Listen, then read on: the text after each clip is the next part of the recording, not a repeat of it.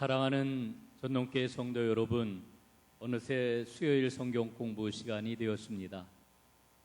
지난 한 주간 동안 잘 지내셨나요? 주님의 이름으로 아주 반가움의 인사를 드립니다. 오늘은 여러분들과 함께 환경선교의 성경적 근거 세 번째 시간 갖도록 하겠습니다. 오늘 공부할 그 주제는 청지기 모델에서 중추신경계 모델로라고 하는 그러한 그 주제로 공부를 하겠습니다. 여러분 한번 따라해 보시기를 바랍니다. 청지기 모델에서 중추신경계 모델로. 다시 한번 해보실까요? 청지기 모델에서 중추신경계 모델로. 잘 해주셨습니다. 자, 사실 오늘 제가 이제 중추신경계 모델을 여러분들에게 말씀을 드리려고 하는데, 사실은 그동안 우리가 세 가지 모델 가운데서 신앙생활을 해왔다고 생각을 합니다. 첫 번째는 정복자 모델이고요, 두 번째로는 청지기 모델, 그리고 세 번째가 바로 중추신경계 모델입니다. 자, 여러분, 우리가 이 환경선교에 관한 성경 공부를 하면서 거듭해서 확인한 게 있지요. 하나님이 천지를 창조하셨습니다.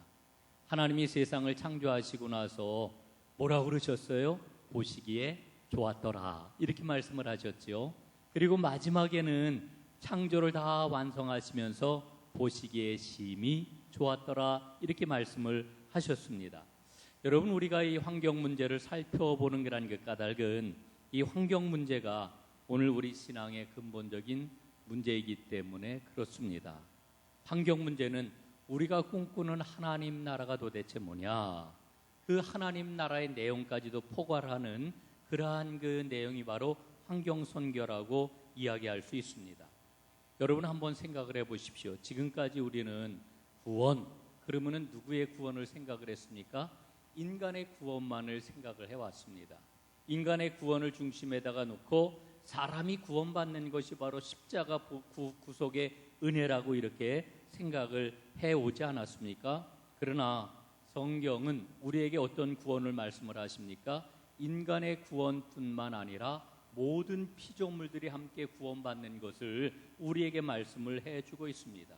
그래서 온 우주가 십자가 구속의 도리로 말미암아 구원받고 망가진 것들이 회복이 되는 그와 같은 세상, 이것이 바로 하나님께서 이루시려고 하는 구원이라고 하는 것을 우리에게 일러주고 있는 거지요. 그러니까 여러분, 이 환경 문제를 생각하지 아니하고서는 하나님의 그 장대한 구원의 그런 그 스케일을 우리가 이해할 수가 없다라고 하는 겁니다. 그래서 이 환경 문제가 굉장히 중요한 거다, 이렇게 이야기할 수가 있습니다.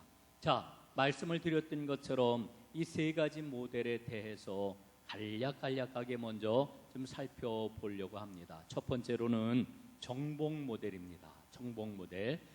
창세기 1장 28절 말씀 한번 보도록 하죠. 자, 제가 한번 읽어보겠습니다.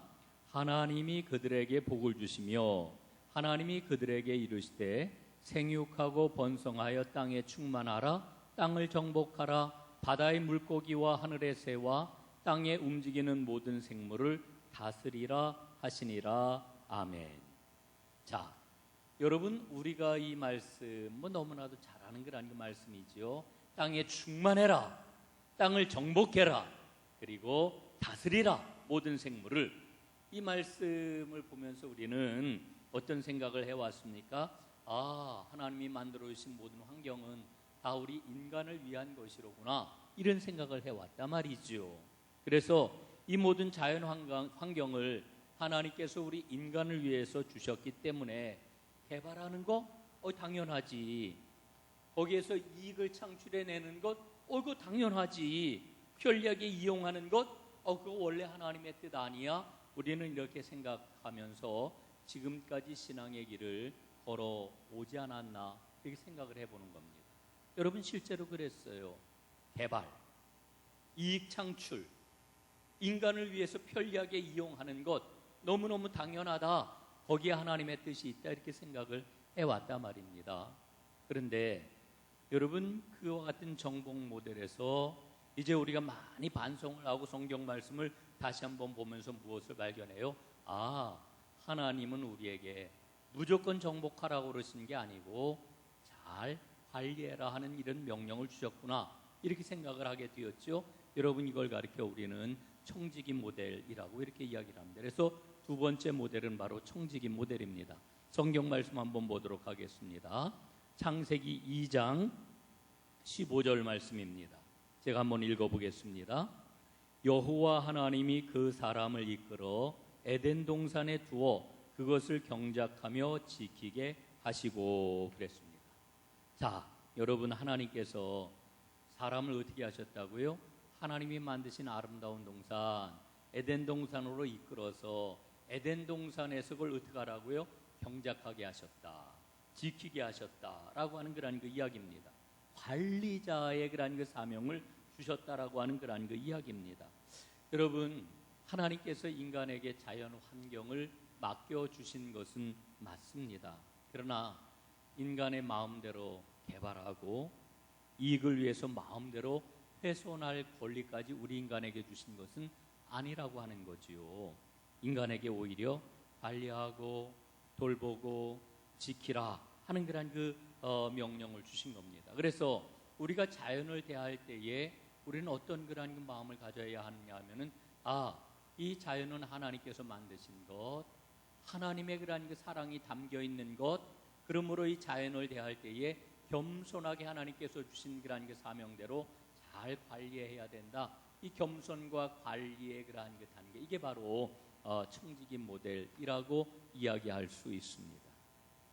그런데 최근 들어가지고 이 청지기 모델에서 한 단계 더 나아간 아주 중요한 그러한 그 모델을 발견을 하게 됩니다. 그게 뭐냐면 바로 중추신경계 모델입니다.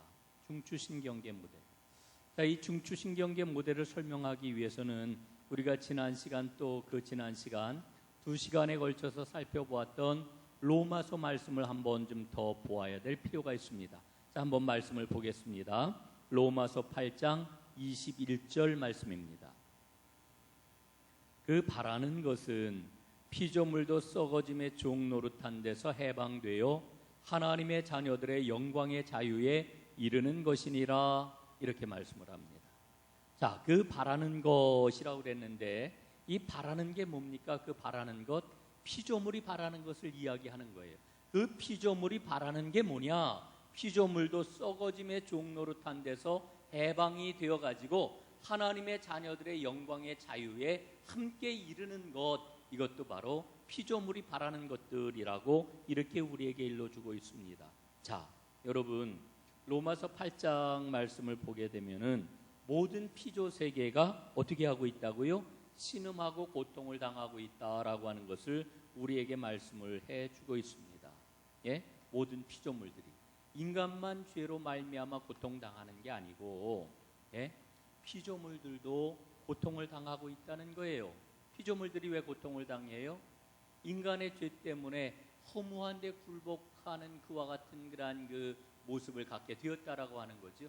하나님이 인간이 타락함으로 말미암아 피조물들도 그 힘들고 어려운 죄의 세계로 그냥 던져버리셨다라고 하는 거예요. 그래서 모든 피조물도 지금 고통을 받고 있다. 인간의 타락 때문에. 예?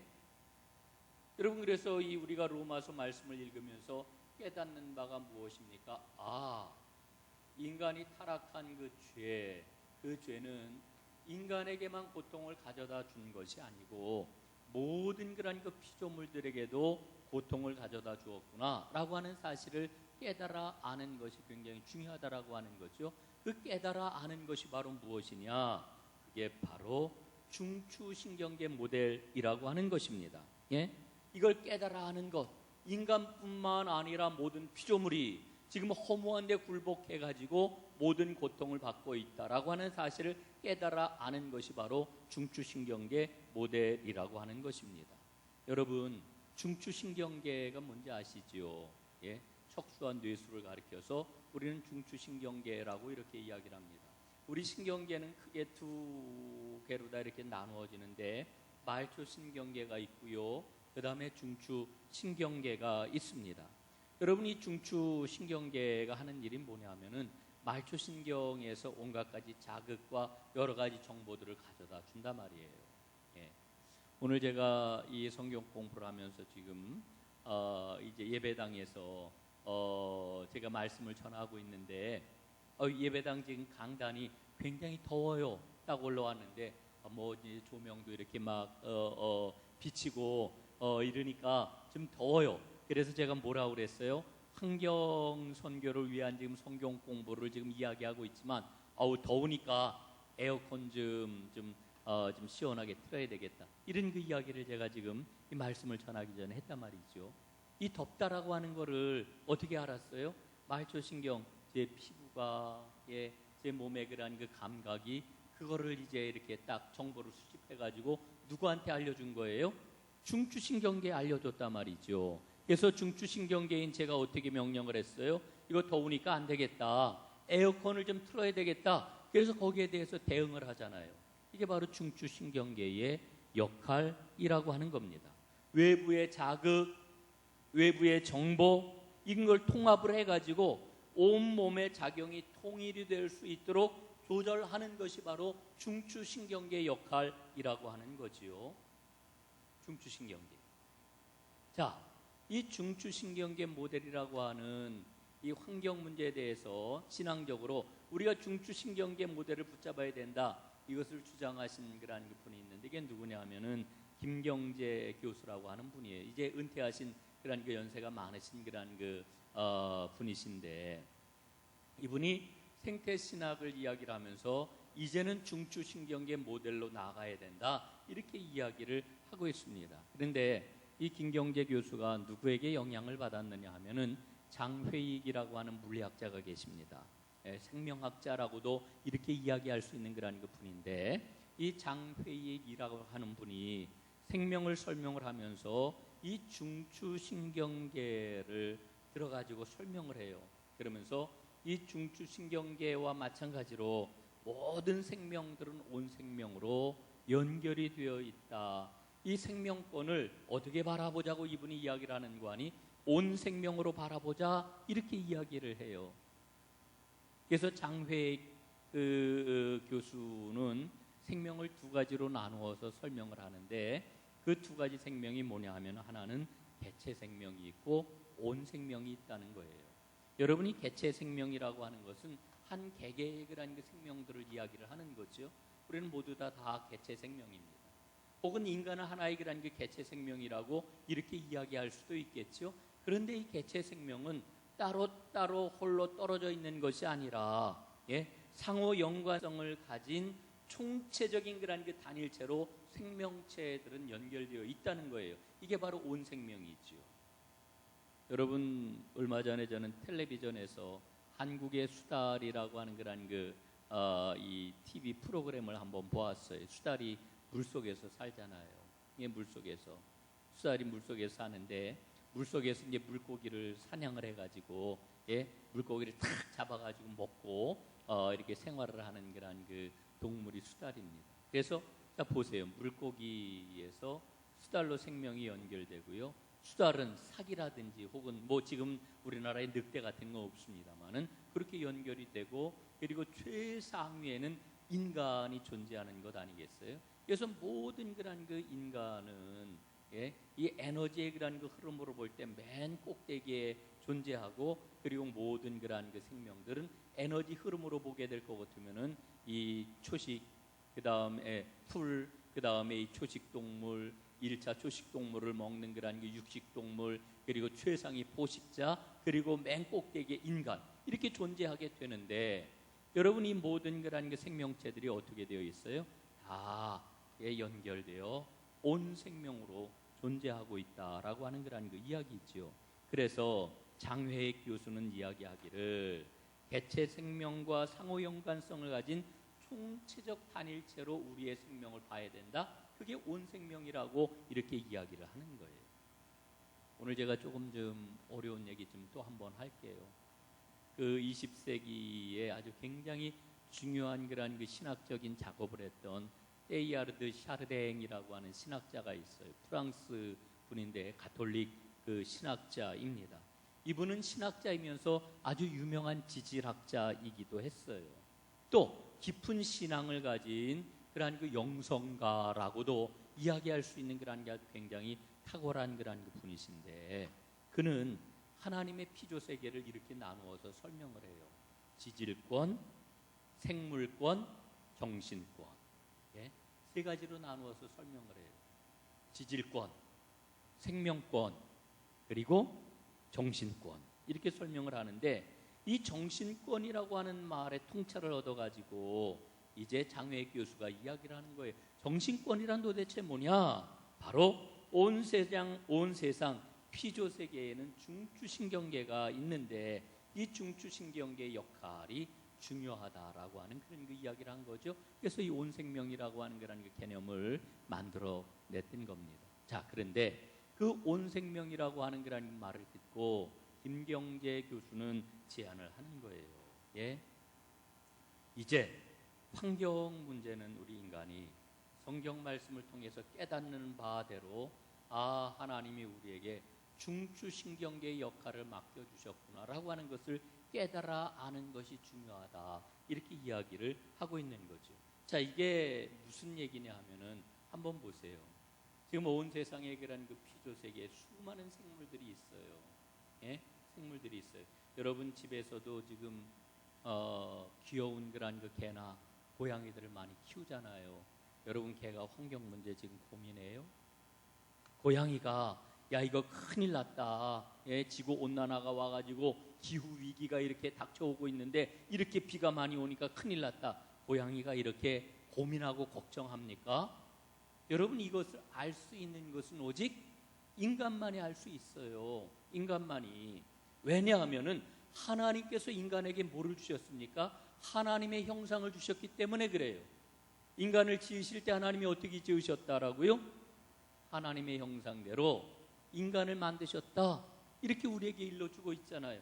하나님이 인간에게 하나님의 형상을 주셨기 때문에 인간만이 지금 지구 환경이 지금 우리가 살아가고 있는 이런 생명의 세계가 어떠한 위기 가운데 있는지를 지금 알고 있다라고 하는 거지요. 이게 바로 중추신경계 모델이에요. 지금 지구 환경을 보면서 기후 위기, 이 기후 위기를 뛰어넘어 지금 기후 재난의 그런 그 시기를 우리가 지금 맞이하고 있구나. 여기까지 우리가 지금 깨달아 알고 있는 것 아닙니까? 그래서 여기에 어떻게 우리가 대처해야 되는가? 여러분 세상 사람들은 환경 운동적으로 여기에 대해서 대처하려고 그러지만 여러분 우리는 하나님의 말씀을 통해서 하나님이 주시는 그 길을 지금 찾으려고 하는 것 아니겠습니까? 하나님 앞에 신앙 고백적으로 지금 위기에 처해 있는 이 지구 환경을 어떻게 신앙적으로 응답을 해야 되는가 지금 고민하고 기도하는 것 아니겠어요? 오늘 과정이 바로 그와 같은 그런 그 과정이라고 하는 거지요. 여러분 하나님께서 이 상황 가운데서 우리에게 주신 사명이 뭘까? 우리가 어떻게 대처해야 될까? 예? 이게 바로 중추신경계 모델입니다. 여러분 이 중추신경계 모델이라고 하는 이와 같은 믿음을 갖고 있을 때에 우리는 환경과 생태라고 하는 말을 조금 더 잘 이해할 수가 있을 것입니다. 자, 오늘 이제 두 번째 단계로 넘어가겠는데요. 이 환경이 뭐냐, 생태라고 하는 말이 뭐냐라고 하는 개념 정리를 일단 하는 걸로 오늘 이제 성경 공부를 진행을 하고 마무리를 좀 하려고 합니다. 여러분 환경이라고 하는 말 우리가 굉장히 많이 듣고 있어요. 환경이 뭘까요? 이 환경이라고 하는 말을 설명하기 전에 제가 한번 두 문장을 여러분들에게 제시를 좀 해드릴게요. 자연은 인간을 위한 것이다. 또 그 다음 말입니다. 인간은 자연의 일부다. 어떤 그런 그 관점에 서 있느냐, 어떤 그런 그 생각을 갖고 있느냐가 아주 굉장히 현저한 그런 그 삶의 그런 그 차이를 가져올 거예요. 자, 다시 한번 보세요. 자연은 인간을 위한 것이다. 자연은 인간을 위한 것이다. 인간도 자연의 일부다. 여러분 어떻게 생각을 하시나요? 우리는요, 환경을 떠나서 잠시도 살 수가 없어요. 환경은 삶의 원천이지요. 모든 생명체의 공동 재산입니다. 삶의 원천이에요. 환경은 또한 삶의 바탕이에요. 지금까지 살아온 역사의 터전이기도 했고요. 환경은 삶의 보고입니다. 보물창고예요. 여러분, 우리뿐만 아니라 우리 사랑하는 자녀들, 또 오늘 이 방송을 보고 계시는 분들 가운데서는 손녀, 손주들, 손자들 갖고 계신 그런 그 분들도 많이 계실 텐데, 우리 사랑하는 손녀들, 우리 사랑하는 손주들, 여러분 그 앞으로 살아갈 그런 그 삶의 터전 아니겠어요? 이 환경이 뭐냐? 환경이라고 한 말 자체는요, 인간을 둘러싸고 있는 모든 것, 이걸 우리가 환경이라고 그래요. 그 사람 환경이 좋아, 이럴 때는 자연 환경만을 이야기하는 거 아니겠지요? 그러니까 이 환경이라고 하는 말 속에는 자연적인 환경도 포함이 되고 인공적인 환경도 포함이 되는 거예요. 좀 더 구체적으로 말씀을 드리면은 몇 가지로 환경을 설명을 할 수가 있는, 첫 번째로는 자연적인 환경이 있어요. 산이라든가 바다라든가 강이라든가 자연적인 환경이죠. 또 물리적인 환경이 있어요. 건물이나 도로 뭐 이런 것들, 물리적인 환경이에요. 또 사회적인 환경이 있어요. 우리 대한민국 정치 체제, 사회 체제 뭐 이런 것들이 이게 사회적인 환경이죠. 인공적인 환경이 있어요. 인간이 만든 인위적인 그런 그 환경. 여러분 그 한강에 가면은 그 세빛둥둥섬이라고 하는 게 있잖아요. 거기 음식점도 있더라고요. 그래도 거기 한 두어 번 가봤는데, 이게 바로 인공적인 환경이죠. 인공적으로 섬을 만들어놨단 말이에요. 그 다음에 다섯 번째로는 심리적인 환경도 있어요. 심리적인 환경. 도덕이라든지 의식이라든지 뭐 이런 것들, 관계에서 나타나는 것들, 뭐 이런 것들이 바로 인공적인 그런 그 환경입니다. 그러니까 이 환경이라고 하는 말을 할 때에는 환경을 말하는 인간을 중심으로 해서 주변에 있는 것들을 지금 일컬는 거예요. 그러니까 중심이 있고 주변이 있어요. 중심이 있고 주변이 있어요. 여러분, 중심은 누구예요? 말하는 나, 인간. 이게 중심이고 나머지는 다 주변이에요. 이게 환경이라고 하는 말이 갖고 있는 그러한 그 뜻입니다. 그래서 이 환경이라고 하는 말은 인간을 둘러싸고 있는 모든 것, 이렇게 이야기를 할 수가 있지요. 여러분, 이런 측면에서 우리가 보게 되면 환경보호라고 하는 말 자체가 사실은 어떤 의미를 가지고 있는 말이냐, 결국은 인간의 이익을 위해서 자연을 보호해야 된다라고 하는 그런 그 결론에 도달할 수밖에 없는 거죠. 환경보호. 우리가 환경을 잘 보호해야 돼. 그런데 그 말의 그러한 그 결론은 결국은 뭐예요? 인간을 중심으로 해서 우리의 그러한 그 이익이 이제 다 손해를 보게 됐으니까 이 이익을 어떻게 해서든지 잘 보호해야 된다라고 하는 그런 그 말이 환경보호라고 하는 말이 될 수가 있는 거죠. 이 개념 정리 지금 하는 겁니다. 개념 정리. 자, 그러면은 생태라고 하는 말은 뭘까요? 요즘 생태라고 하는 말을 굉장히 많이 사용을 해요. 생태. 이 생태라고 하는 말은 그냥 생태라고 하는 말을 쓰기보다는 생태계라고 하는 그런 그 말을 하죠. 생태계. 이 생태계, 일정한 공간에 존재하는 생물들과 비생물적 환경이 서로 밀접한 관계를 맺는 것, 이걸 우리가 생태계라고 이렇게 이야기를 해요. 그 관계를 맺는 것을 통하여서 조화를 이루어내는 하나의 단위, 이걸 우리가 생태계라고 이렇게 이야기를 해요. 앞에서 제가 수달 이야기를 하고 뭐 이러면서 이제 이를테면은 푸른 풀밭, 그리고 풀을 뜯어먹는 초식동물을 잡아먹는 그러한 상위 포식자, 그리고 최상위 그러한 그 포식자, 뭐 이런 그 이야기를 해서 에너지의 흐름을 이야기를 했는데, 이 에너지의 그러한 그 흐름의 그러한 그 관점에서 본다라고 하면은 이 모든 그러한 그 생명들은 다 연관이 되어 있잖아요. 그래서 물질 순환과 에너지 흐름이 일어나는 일종의 체계, 시스템을 가리켜서 우리가 생태계라고 이렇게 이야기를 하는 겁니다. 자, 제가 생태계를 조금 좀 장황하게 말씀을 드리긴 했습니다만은 중요한 게 있어요. 이거 여러분 꼭 마음에다 새겨 두셔야 됩니다. 예, 꼭 기억을 해야 돼요. 이게 뭐냐? 이 생태계라고 하는 말 속에는, 생태라고 하는 그 말 속에는 중심이 존재하지가 않아요. 환경이라고 하는 말은 중심이 뭐라 그랬어요? 인간이라 그랬어요. 인간을 둘러싼 모든 것, 이게 환경이라고 이렇게 이야기를 했는데, 생태라고 하는 그 말 속에는 중심이 존재하지를 않아요. 모든 종들이 각자 동등한 위치에서 존재하고 상호 관련을 맺는 거예요. 다시 말씀을 드리면은 모든 종들 속에는 하나님이 만드신 고유한 가치가 있단 말이에요. 여러분 지금 이 영상에 보면 제 뒤에 지금 이 나무가 지금 보이시죠? 예, 나무 두 그루가 딱 아름다운 그런 그 잎새기를 뽐내고 있는데, 이쪽에 있는 그런 그 잎새기는 조금 좀 누렇게 떴네요. 여러분, 제가 하나님 앞에 소중한 것처럼 여러분 저 뒤에 있는 저 나무도 하나님 보시기에 고유한 가치가 있고 하나님의 섭리와 뜻이 담겨 있단 말이에요. 예? 여러분, 이 생태계라고 하는 말을 사용하는 가장 중요한 이유가 있어요. 자연은 더 이상 인간의 이익을 위해서 존재하는 게 아니에요.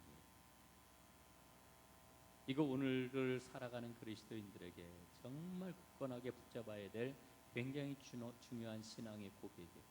자연은 인간의 이익을 위해서 존재하는 게 아니다. 예? 자연 자체의 고유한 가치가 이미 담겨 있다. 그리고 자연 안에 자연 안에 있는 모든 피조물은 하나님의 동등한 섭리가 다 담겨 있다라고 하는 것, 이게 우리가 생태를 바라보는 새로운 신앙의 고백인 것이지요. 중심이 없어요. 그러면 여러분 이런 생각을 하실지 모르겠어요. 그러면 중심이 없다라고 하는 말이 도대체 뭐냐? 중심이 없다라고 하면은 이 세상에 존재하는 모든 그런 생명과 모든 것에 원리가 없다는 얘기냐? 이렇게도 우리가 생각을 할 수 있는데, 그런데 여러분 성경 말씀을 보니까 모든 하나님이 만드신 피조물은 동등하게 하나님의 은혜와 하나님의 섭리가 그 안에 다 담겨 있지만, 그러나 진정한 그런 중심이 있다라고 하는 것을 우리에게 일러주어요. 그 중심이 뭘까요? 그 중심은 바로 예수 그리스도이셔요. 자, 말씀 한 군데 보겠습니다. 골로새서 1장 16절 17절입니다. 세 번역으로 한번 읽어드리겠습니다.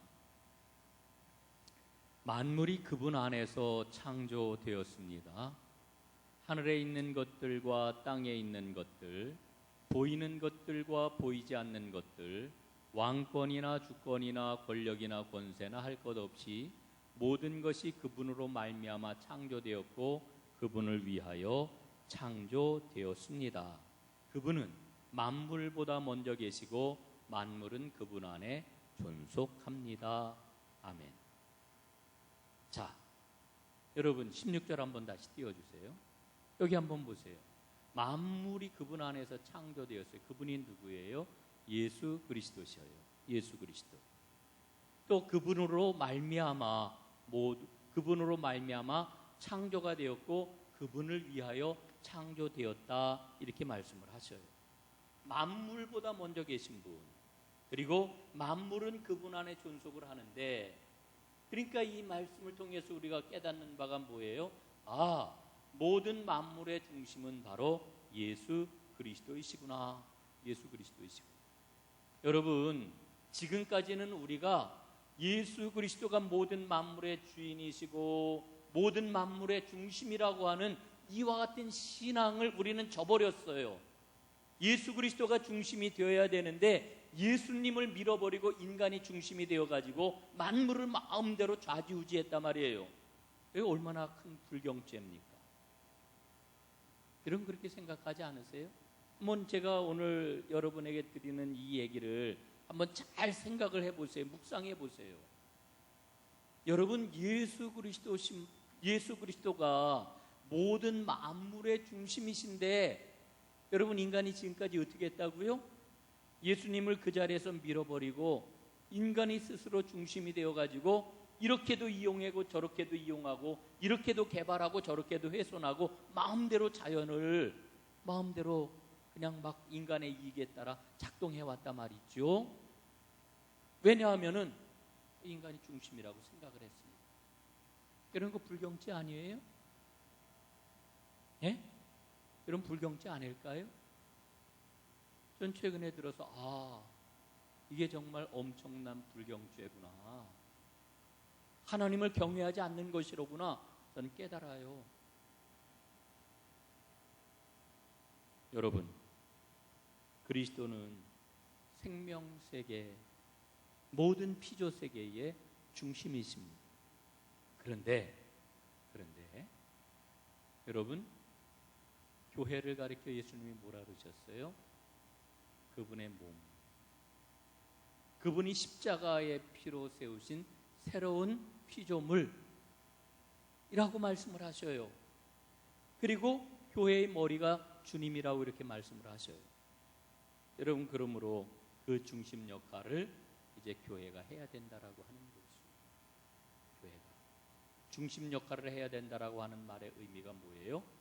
오늘 말씀드렸던 것처럼, 오늘 말씀을 드렸던 것처럼 중추신경계 모델로 하나님이 만드신 피조 세계를 회복하는 이 일에 그리스도의 몸인 교회가 이제는 앞장서서 주님께서 하시려고 하는 일을 잘 감당해 나가야 된다라고 하는 거지요.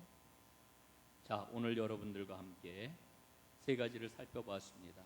정복 모델이 뭐냐, 청지기 모델이 뭐냐, 중추신경계 모델이 뭐냐, 이제 교회가 어떤 역할을 해야 된다고요? 우리가 생태계라고 하는 그런 그 말을 사용을 하고 그 개념을 알아보니까 여러분, 생태 모든 하나님이 만드신 피조세계에는 중심이 없어요. 이제까지 인간이 중심인 줄 알았는데, 그런데 진짜 중심이 있구나. 그 중심이 뭐라고요? 그리스도이시다. 그러므로 그리스도의 몸인 교회는 주님께서 하시는 그 중심 역할을 제대로 감당하고 이 망가지고 어그러진 기후 위기 가운데서 신음하고 있는 이 생태계를 회복하는 일에 앞장서서 주님의 일을 감당해야 되는구나, 우리가 깨닫게 되는 거지요. 오늘 여기까지 하겠습니다. 우리 하나님의 그 신은총이 여러분 모두와 함께 하시기를 바라며 다음 주일에 더 큰 기쁨을 가지고 기대를 가지고 만날 수 있기를 소망합니다. 축복합니다. 고맙습니다.